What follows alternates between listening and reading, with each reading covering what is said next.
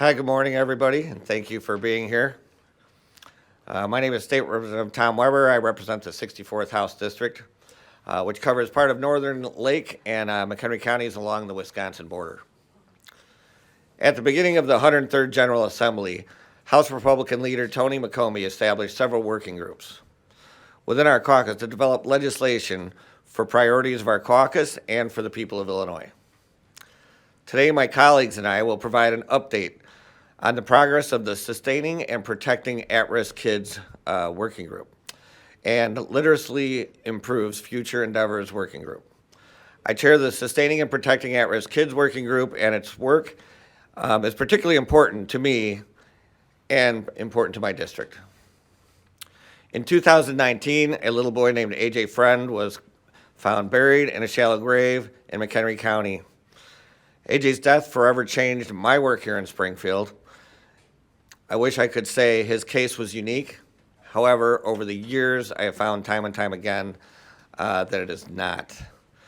Despite several previous interactions between his family and DCFS, little AJ died because the agency suffers from systemic problems that need to be addressed, and not only with more funding, but to take action to protect these children.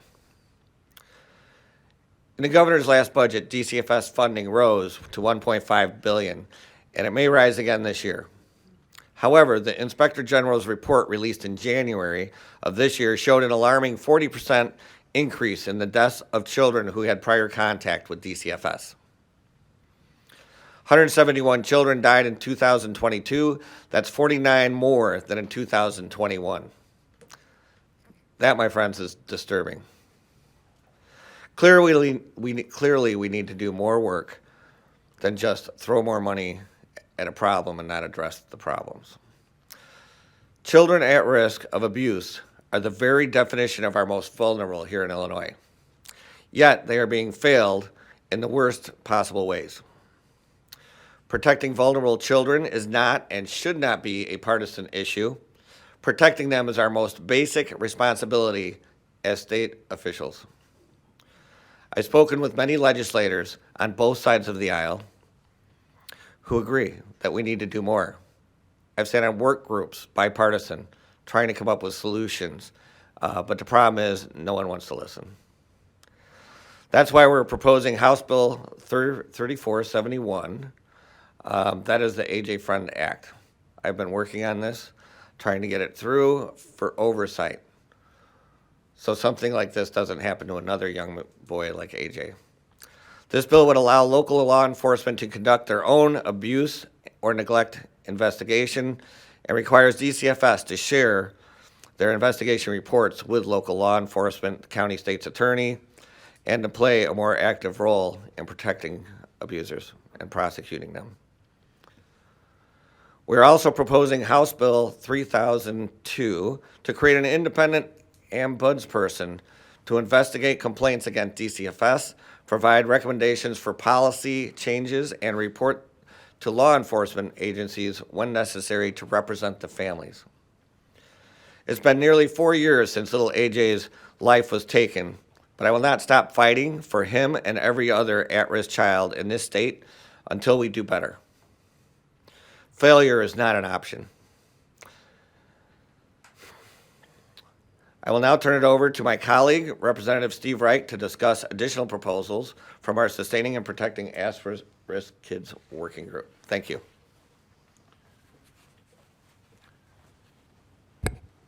Thanks, Tom. I'm Steve Reich. I represent the 63rd District here in McHenry County in Illinois. Too often we stand here before you to tell you what's wrong with DCFS. We don't need to do that today because everyone knows what the problems are. I want to talk to you today about solutions. For the first time since I started focusing on the problems that plague this agency, DCFS has begun to listen to us, Republican legislators, to the kind of ideas that we have that aren't meant to tear the agency down, but to give it the tools it needs to move forward. This isn't going to happen overnight. but we have to start somewhere, and we believe that it starts at the top. And by that, I don't mean wholesale change, because a new regime would have to then begin the slow task of redeveloping institutional knowledge that can only come from consistent leadership. What I'm talking about is peeling away the layers of administrative bloat that the agency has acquired and putting those resources into the hands of investigators and child welfare workers, where the real work happens and where that money belongs. This year, Republican proposals have focused upon doing just that. We're taking a hard look at what the agency is doing and what might be better done somewhere else. Among the proposals among the following. I put forth a bill to require DCFS to institute a case tracking system, a caseload tracking system with yearly reports to the General Assembly as to the ongoing case files, operation of the caseload management system itself, the ratio of active files to personnel, and how appropriations can be structured to incentivize caseload management. It starts with that. It starts with the ability of our people to do their jobs at the local level. Also, we need to move background checks away from DCFS and into the Illinois State Police, where they are better able to do those things. That's a function DCFS does that takes resources away from investigations. We need to initialize the movement of services provided under the Family First Prevention Services Act from DCFS to other agencies, which will avoid the necessity of involvement by the child welfare system.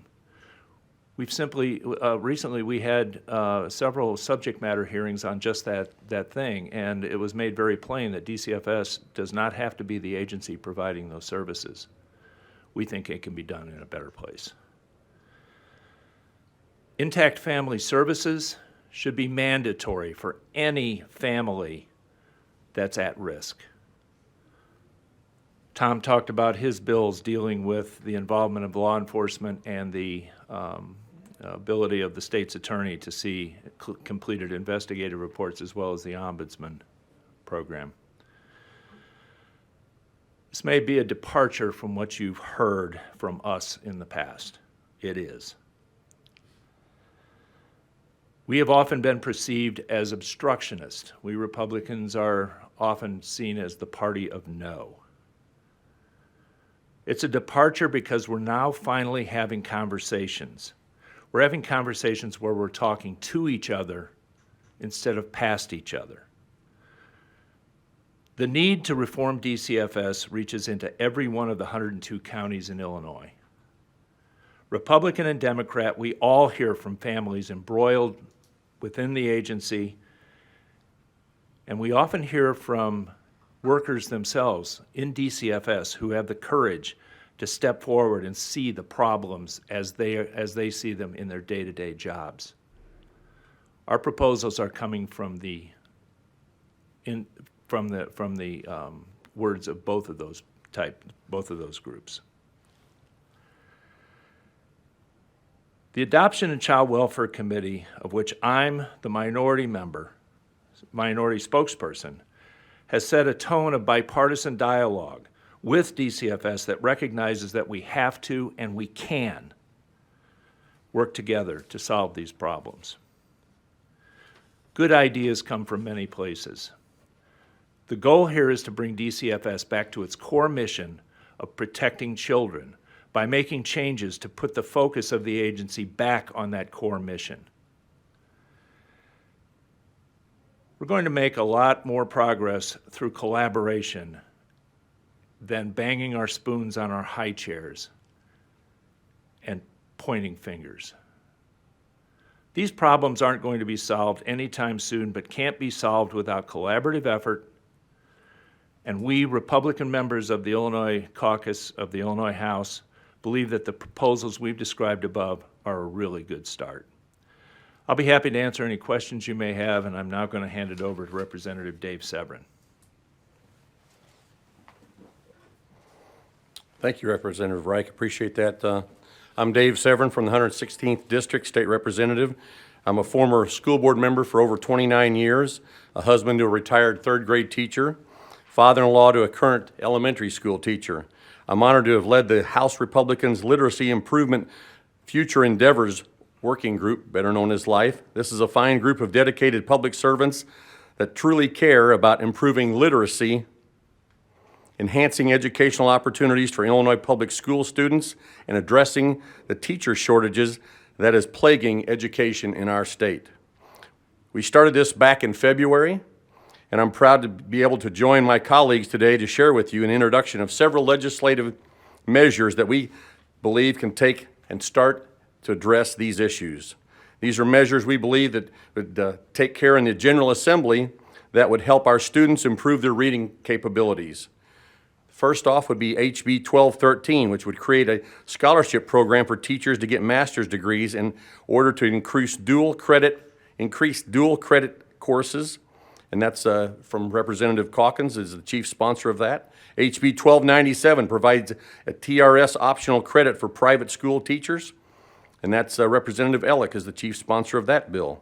A new House bill that combines the following into one bill. HB 1214 by Representative Calkins creates a temporary teacher apprenticeship program as an alternative pathway to licensure. Also, HB 1589, Representative Freeze establishes a foreign language endorsement for those fluent in foreign language and to teach foreign language courses. And new House bills to extend the sunset for additional return to services for retired teachers. That language is from Senate Bill 1468. Representative Schmidt is helping us with that. We have plenty of time left in this session to address literacy gaps and to start to fix what's broken when it comes to recruiting and retaining teachers to close the teacher shortage gap. With that, I'd like to introduce State Representative Dan Swanson, and before I do that, we came up with a little saying that I feel the need to read, and that's what we're going to be promoting. Thank you. Representative Swanson.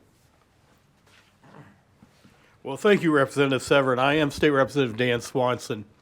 I represent the 71st District, which extends from Moline, including Galesburg, East Galesburg, Knoxville, over to Monmouth, and all the way down to Macomb. I like to say I have the highest educated district in the state with Black Hawk College, Carl Sandburg College, Knox College, Monmouth College, and Western Illinois University College. Very deep footprint in the education arena. As a reading enthusiast, I sponsor a summer reading program where I bring elementary kids, encouraging them to read, to begin that process of understanding the world of reading, as it is so much available for them. We've developed many bills to communicate in a bipartisan thought on increasing reading in Illinois. As important as our schools, principals and teachers are, there's no substitute for an engaged parent when it comes to teaching a child to read. I said parent, I'm a grandparent. I enjoy the opportunity when my 4-year-old granddaughter and 2-year-old grandson come to my house and get an opportunity to catch them, put them on my lap, and then get an opportunity to read them a book. That's the enjoyable part of being a grandparent and also as a parent, getting a chance to read to your children.